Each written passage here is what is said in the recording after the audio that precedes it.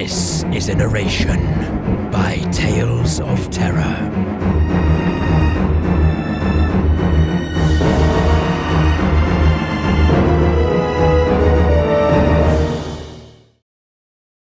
Ferris is dead, brother, a voice answered, prompting me to open my eyes.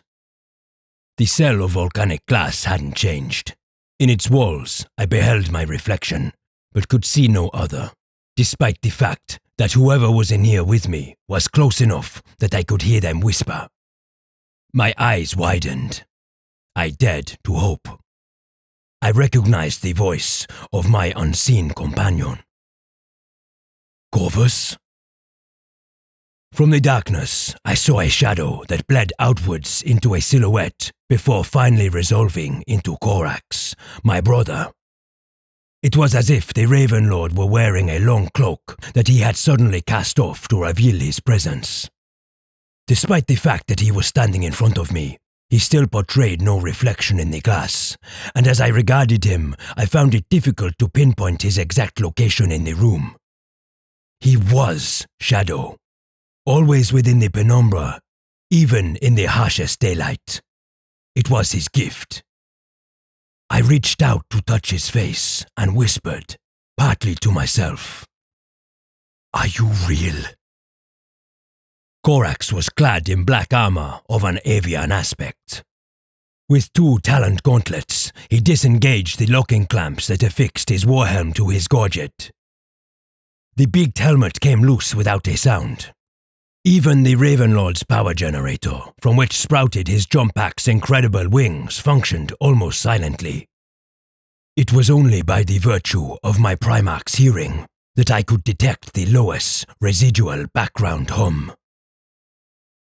"I am as real as you, Vulkan," he said, lifting the warhelm to reveal a slightly aquiline face, framed by long, black hair.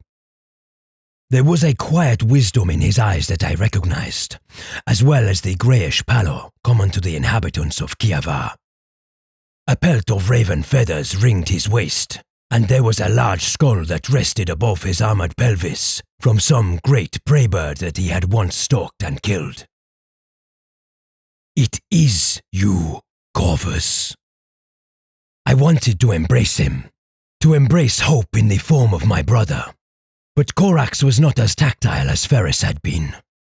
Like the bird from which he took his name, Corax did not like his feathers to be touched.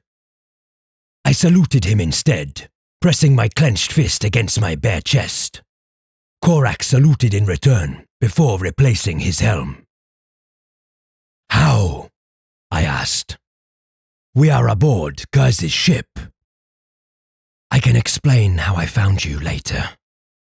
He clapped me on the shoulder, a rare concession for him, and for the first time in what felt like years, I experienced a lost sense of brotherhood and comradeship. "Now I need you to come with me. We're getting out of this place." As he spoke, my eye was drawn to the half-light spilling into my cell. Through the open door, I saw a dimly lit corridor and a strike team of Raven Guard, surrounded by dead Night Lords. "Can you fight?" Corax asked me, glancing over his shoulder as he led me to freedom. "Yes," I replied, and felt some of my faded strength returning. I had been a long time from Earth, and beaten constantly as I was, my fighting prowess was far from its height. I had questions, many of them, about the war and Horus. But this was not the time.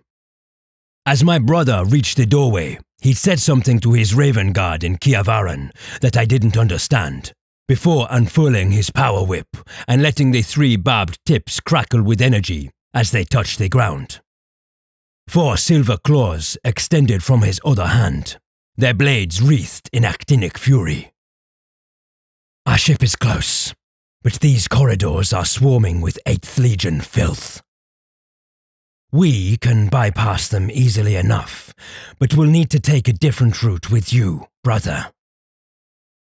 Corax was about to lead us out when I gripped his forearm. I had almost given up hope. I I said quietly. Corax nodded. So had I, of ever finding you alive. He held my gaze for a second, before turning towards the corridor. Follow me, brother.